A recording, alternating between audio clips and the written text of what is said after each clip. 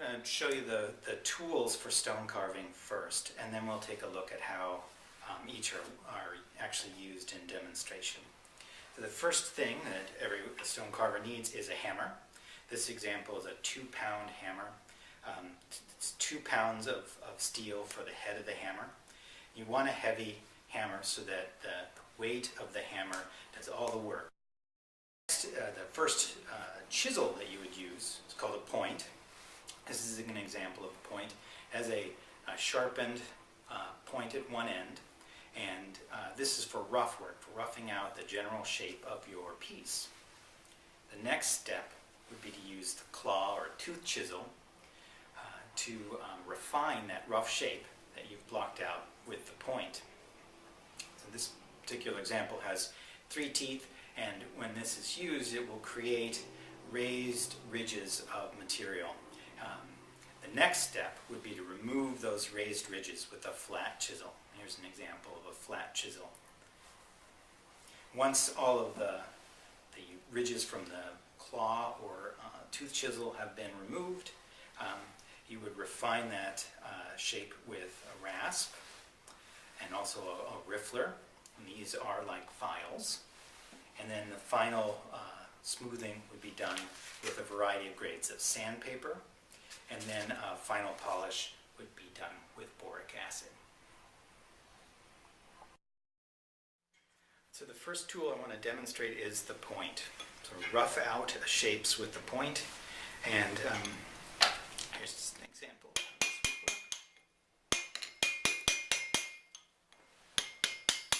Kind of have to cross-hatch your marks to remove the amount of material that you want to remove. You kind of get, with experience, you learn how to angle those cross-hatches so that you remove just the piece that you want to remove. You don't want to end up chipping off something that will become the tip of your nose. The next tool that I want to demonstrate is the claw or the tooth chisel.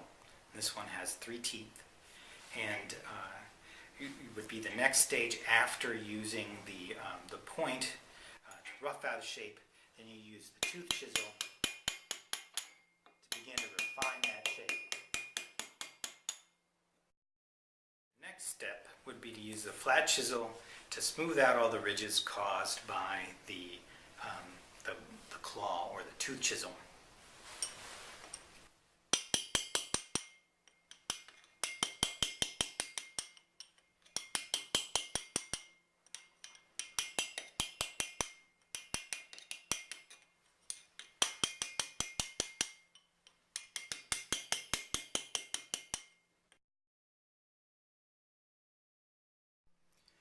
The next step would be then to remove all the marks made by the flat chisel with a rasp.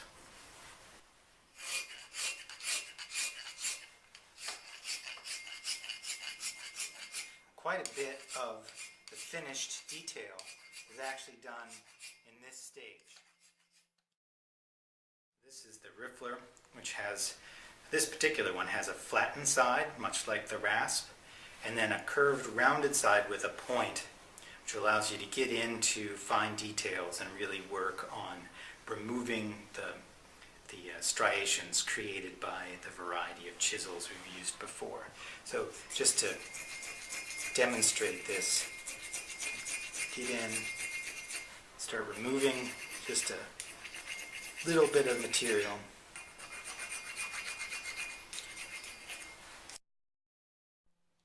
After filing, when filing is complete, the next stage would be to remove the tool marks from the files with a variety of grades of sandpaper. And just like you would sand wood or another material, sand the area with paper, and the final polishing stage, if you wanted a high polish, would be to use wet dry paper like this with a paste made from boric acid.